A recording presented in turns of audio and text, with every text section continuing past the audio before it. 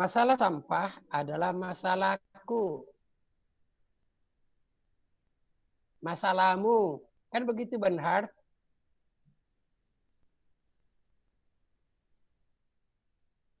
Oke, masalah kita.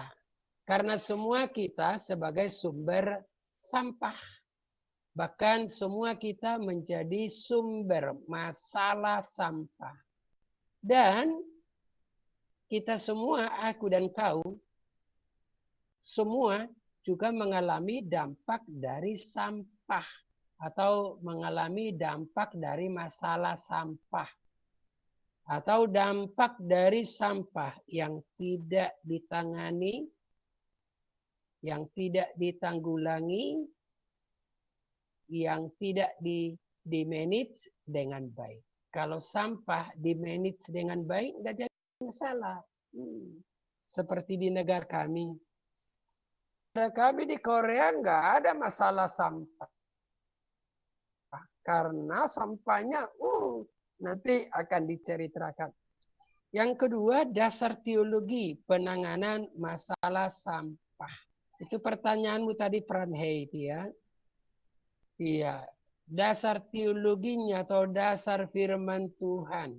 Itu pertanyaan si Kana juga tadi nggak dijawab orang penyeminar. Manusia diciptakan dari debu tanah. Kejadian 2 ayat 7, lalu Kejadian 3:19 mengatakan kita akan kembali kepada tanah karena kita berasal dari tanah. Nah, kalau kita diambil dari debu tanah, berarti tanah itu adalah bagian daripada hidup kita.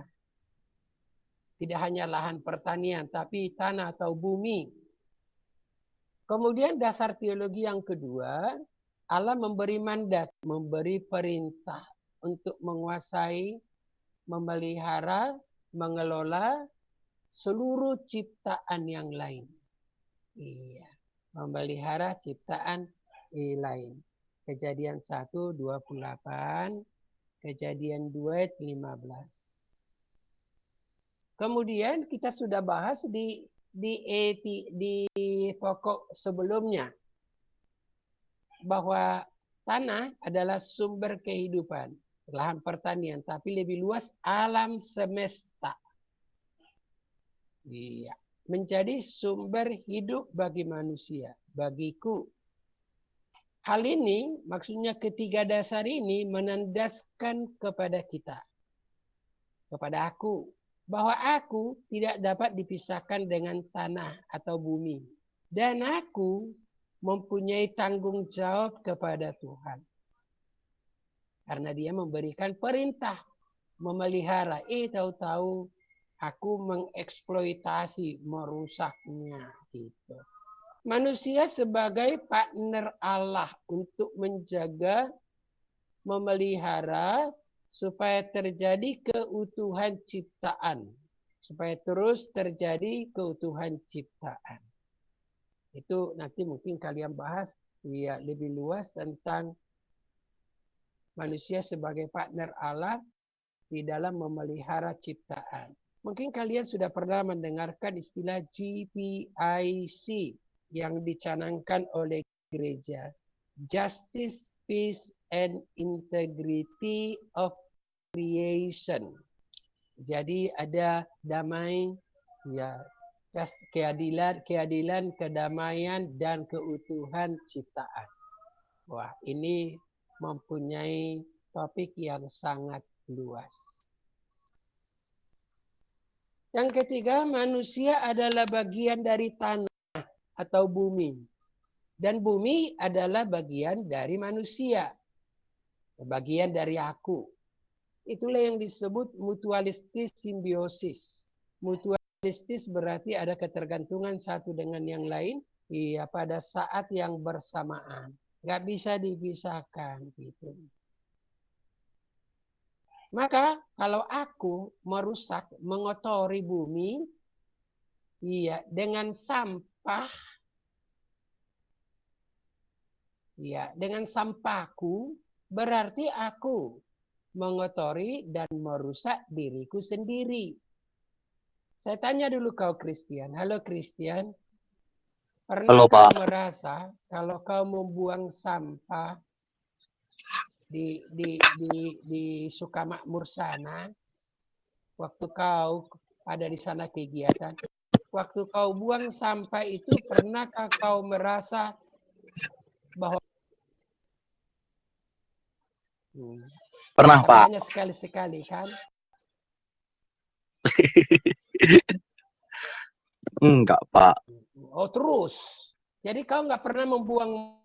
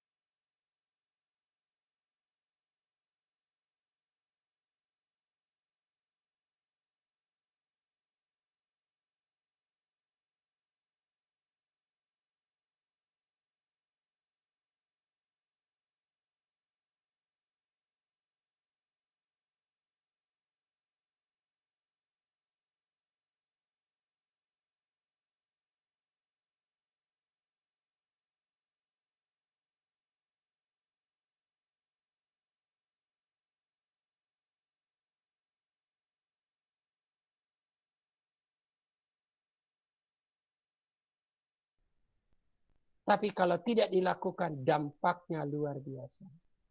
Camkan itu, hai kita termasuk mahasiswa. Saya khawatir.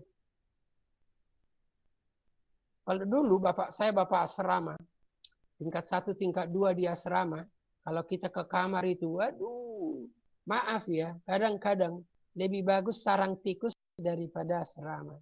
Sudah sembraut, sudah kotor, sudah pakaian di mana-mana, sudah luar biasa. Lanai terturikan ini murah. Begitu. Belum lagi sampah-sampah di depan, di belakang. Wih, luar biasa. Ya, padahal ini asramaku dan juga asmaraku katanya. Tapi dikotori. Ya kan begitu Lydia? Halo Lydia.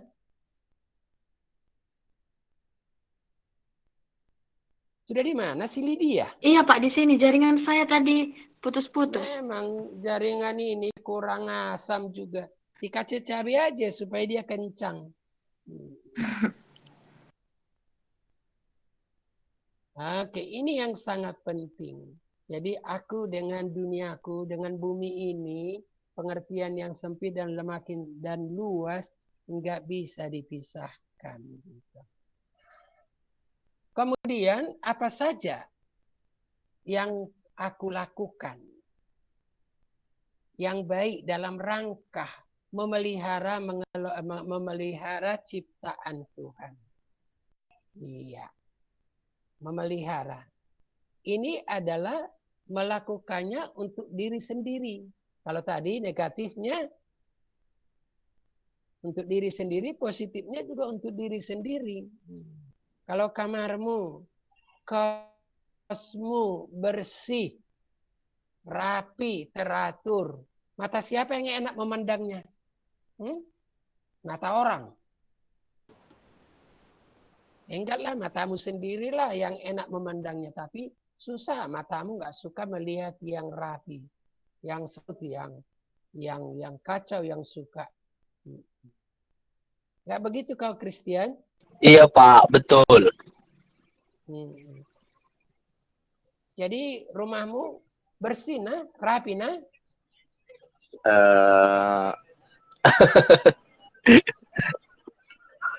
Sedikit, Pak. Oh, sedikit. Iya. Sedikit, Pak. Lama-lama jadi mengikis, begitu? Enggak lah, Pak. Ya kalau rumahmu, kamarmu itu rapi, bersih, siapa yang enak memandangnya? Saya sendiri, Pak. Iya, karena orang nggak datang ke kamarmu begitu. Jadi kalau Betul, Pak. dikatakan kalau kau mau menilai orang bersih atau tidak, rapi atau tidak, pergi aja ke dapurnya. Dapur. Kalau dapurnya nggak beres, orangnya nggak beres. Kalau kau mau melihat apakah orang itu rapi, bersih atau tidak, pergi ke kamar mandinya. Kalau kamar mandinya nggak beres, kotor, jorok, orangnya juga nggak beres. Gitu. Oke, itu menandaskan bahwa di mana kita tinggal di bumi ini adalah merupakan satu kesatuan dengan diri kita. Ya. Kemudian, kalau kita melakukan pemeliharaan bumi, tidak membuang sampah sembarangan, iya, atau membuang sampah pada tempatnya, itu kita lakukan dalam rangka ketaatan kita kepada Tuhan.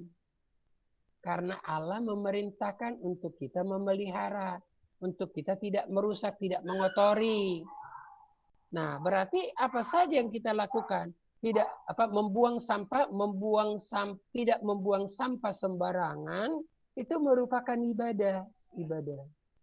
Iya. Jadi kalau kau di terminal bus atau di airport begitu. Iya, kau buang sampah pada tempatnya. Ada 4 macam. Iya, baca. Dan kau lakukan itu adalah merupakan wujud ketaatanmu kepada Tuhan. Berarti sedang beribadah. Kalau agama seberang mengatakan hidup bersih adalah bagian daripada iman. Kalau dalam kehidupan bangsa Israel, hidup bersih itu dikaitkan dengan kekudusan. Tapi kancatannya banyak orang Kristen yang hidup. Iya. Oke, yang keempat, dampak masalah sampah sangat dahsyat. Tadi sudah disinggung. Iya, tidak hanya terus lingkungan nggak enak, pemandangan mata nggak enak, tapi masalah sampah itu mengakibatkan masalah yang lain, pencemaran udara, mendatangkan sakit penyakit malapetaka, pencemaran air, merusak lingkungan termasuk makhluk yang lain. Waduh, luar biasa. Kalau kita membuang sampah dan karena sampah kita orang terpeleset, waduh. Dia buang kulit sampah di jalanan, orang terpeleset, akhirnya bisa celaka gitu. Apa enggak berdosa kan gitu. Terus kita naik mobil, enak-enak buang sampah dari mobil, kena mobil orang.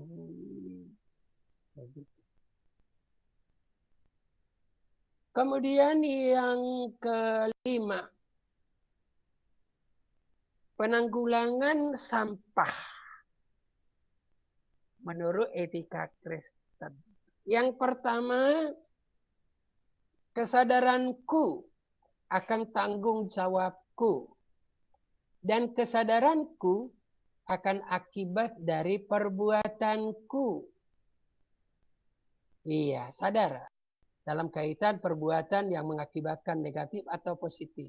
Iya, tanggung jawabku, kesadaranku ini aku wujudkan. Aku tidak akan membuang sampah sembarangan. Melainkan aku membuang sampah pada tempatnya. Ingat lo berhad organik dengan anorganik. Iya. Membuang sampah pada tempatnya. Iya, sekarang ini sudah dicanangkan di desa pun ada tempat sampah plastik, sampah organik, iya, dan kaleng-kaleng kan gitu. Yang sudah dicanangkan di gereja dan juga pemerintah dan di desa. Itu kedua, melakukan program, melanjutkan program, mewujudkan program pemerintah dan gereja membuang sampah menurut jenisnya. Tadi ada yang menyinggung tentang membakar sampah, khususnya di desa. Itulah cara yang mereka lakukan. Nah, yang sangat penting harus memisahkan sampah menurut jenisnya. Kalau hanya daun-daunan, plastik, membakarnya itu sebentar aja, nggak sampai 5 menit. Tapi kalau kau gabung di kampungmu, kulit jeruk, kulit kacang, dengan plastik, aduh, kau bakar sore hari sampai pagi nggak bisa habis. Maka terjadilah juga masalah yang dikatakan pencemaran udara yang mengakibatkan lubang ozon semakin menganga atau semakin besar, yang mengakibatkan panas yang berkelanjutan. Mengerti tentang ozon, sudah ada skripsi yang ditulis oleh Generato Marpau. Itu ya kalau mau. Kedua, ya udah ketiga ya. Khususnya kering dan basah. Oke. Yang keenam, membudayakan hidup bersih dan sehat. Dimulai dari mana itu, Christian? Ya, Pak. Dimulai dari mana budaya hidup bersih dan sehat? Dimulai dari diri sendiri, Pak. Iyalah. Tapi banyak orang hanya mengatur diri orang, nggak mengatur dirinya. Iya. Dimulai dari diri sendiri, kemudian keluarga dan lingkungan sendiri. Lingkungan yang lebih sempit, lebih luas begitu. Akhirnya nanti ke dunia manapun kau pergi, budayamu itu akan terwujud. Enggak harus di gereja. Kalau di gereja kau kantongi kulit permenmu. Tapi kalau kau di luar, buang aja kulit permennya suka-sukanya. Kan begitu kau Kristen? Enggak, Pak. Oh ya, syukurlah kalau iya. Jadi di mana saja, kapan saja. Di stasiun mana, di dunia mana, di negara mana. Jangan kau bawa dari desa ke kota. Atau kau bawa dari negara Indonesia ke negara yang lain. Nanti kau kena denda di Singapura, kan begitu. Karena habit itu, mengerti habit? Habit Kebiasaan, Pak. Iya, itu sulit merubahnya. Tapi kalau sudah memang kebiasaannya begitu, akhirnya dimanapun, kapanpun, ya udah. Iya, saya khawatir nanti kau pulang ke kampungmu, ke rumahmu, nggak ada dampak sedikit yang kau bahas tentang sampah. Iya. Tentu kau tidak datang kepada orang tua. Oh, mak, pak, harus begini, gini. Paling sedikit kau wujudkan. Iya, kau wujudkan. Begitu. Kau bagaimana kasih contoh yang baik. Gak usah hal yang besar-besar. Kita tidak perlu bahas sampai kepada apa namanya itu pembuangan terakhir sampai yang di TV luar biasa. Tapi nggak usah. Itu sudah ada yang menangani itu. Tapi bagaimana kita mengelola sampah kita? Itu yang paling penting. Yang terakhir, kalau orang lain, kota yang lain, negara yang lain bisa, iya, kita juga bisa. Dulu di kampus Istitia Sabda, kami canangkan itu beberapa tahun istilah LISA. LISA. Lihat sampah ambil. Iya, ada yang melakukan sungguh-sungguh. Tapi ada juga yang kurang ajar. Dilihat temannya ambil sampahnya, mengambil sampah yang dia buang lagi sampah. Tahu kemanusiaannya itu manusia apa itu. Begitu. Iya. Dan penyeminar tentang sampah waktu itu udah jadi pendeta sekarang. Mereka melakukan memungut sampah mulai depan STT sampai jalan sampai rel kereta api. Iya, Simpang Pardede sampai rel kereta api. Iya, dipungut sampah itu dikumpulkan. Apa kata orang? Kurang kerjaan. Ada yang mengatakan caper. Ya begitulah banyak orang akhirnya nggak peduli dengan sampahnya. Bahkan ada orang bawa sampahnya